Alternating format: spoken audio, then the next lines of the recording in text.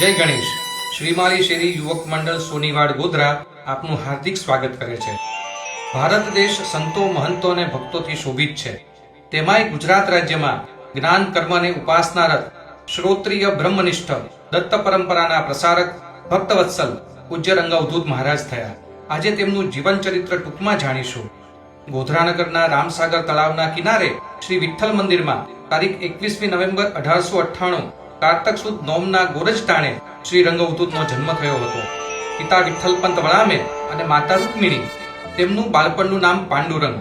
જન્મ મરણના ફેરામાંથી છૂટવા માત્ર 3 વર્ષની ઉંમરે પિતાજી પાસેથી રામ નામની દીક્ષા મળી. મહારાષ્ટ્રમાં તેમના વતન દેવળેમાં યજ્ઞોપવિત સંસ્કાર થયા. પછી નરસોબાની વાડીમાં એક સંન્યાસીને જોઈને પાંડુરંગે દોટ મૂકી. પૂજ્ય સ્વામીજીએ પાંડુરંગને પૂછ્યું, તું કોનો? પાંડુરંગે જવાબ આપ્યો, હું આપનો. સ્થૂળ શરીરે તેમની ગુરુ સાથેની આ પહેલી અને છેલ્લી ભેટ. આ સંન્યાસી હતા પરમહંસ પરિવ્રાજકાચાર્ય શ્રીમદ સદગુરુ વાસુદેવાનંદ સરસ્વતી સ્વામી મહારાજ. પાંડુરંગે કાયમના માટે પોતાનું મસ્તક ગુરુના ચરણોમાં મૂક્યું. પછી તેમને સ્વપ્ન દ્રષ્ટાંત સ્વરૂપે આદેશ થયા કરતો. મેધાવી પાંડુરંગે ગોધરાની તેલંગ હાઈસ્કૂલમાં મેટ્રિકની પરીક્ષા પાસ કરી. ત્યાર પછી વડોદરા અને ગુજરાત વિદ્યાપીઠ અમદાવાદથી કોલેજનો અભ્યાસ પૂર્ણ કર્યો. તેમણે રાષ્ટ્રીય આદર્શ વિનય મંદિર અમદાવાદમાં સંસ્કૃતના શિક્ષક તરીકે કાર્ય કરી છાત્ર દેવો ભવ સૂત્રને ચરિતાર્થ કર્યો.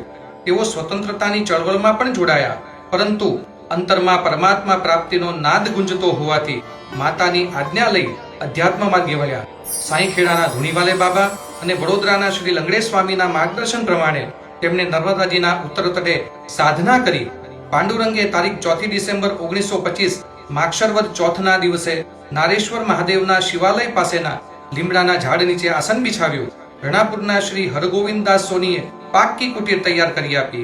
અહીં પાંડુરંગે શ્રી દત્ત પુરાણના 108 પારાયણ કર્યા અને તેના ઉદ્યાપનમાં 108 દિવસમાં નર્મદા પરિક્રમા કરી. તેમના તપ સાધનાના બળથી નારેશ્વરની ભૂમિ પુણ્યક્ષેત્ર બની. પાંડુરંગ માતાને સુપ્રીમ કોર્ટ કહેતા. તેમનો પડ્યો બોલ ઝીલતા. બીમારીના લીધે નાના ભાઈ નારાયણ અને માતા રૂકમિણીનો નિવાસ નારેશ્વરમાં થયો. પાંડુરંગ મળવા આવનારને માર્ગદર્શન આપતા. તેમને કેટલાયને પરસ્પર દેવો ભવ અને શ્વાસે શ્વાસે દત્ત નામ સ્મરાત્મન તરફ વાળ્યા. આમ નારેશ્વર જંગમ વિદ્યાપીઠ બની. રંગઅવધૂતજીએ ગુરુલીલામૃત, પત્રગીતા, સંગીત ગીતા, પ્રશ્નોત્તર ગીતા, બોધમાલિકા, દત્તયાગ પદ્ધતિ જેવા અનેક ગ્રંથોની રચના મરાઠી, સંસ્કૃત અને ગુજરાતી ભાષામાં કરી. તેમને લખેલા સ્તોત્રો, પ્રાર્થના અને પ્રાસંગિક આશીર્વચનો પુસ્તકસ્થ થયા છે. તારીખ 4 ફેબ્રુઆરી 1935 મહાસુદ એકમને સોમવારે કલોલના સહીજ ગામમાં સિદ્ધનાથ મહાદેવના મંદિરે અમોઘ સ્તોત્ર દત્તબાવનીની રચના થઈ.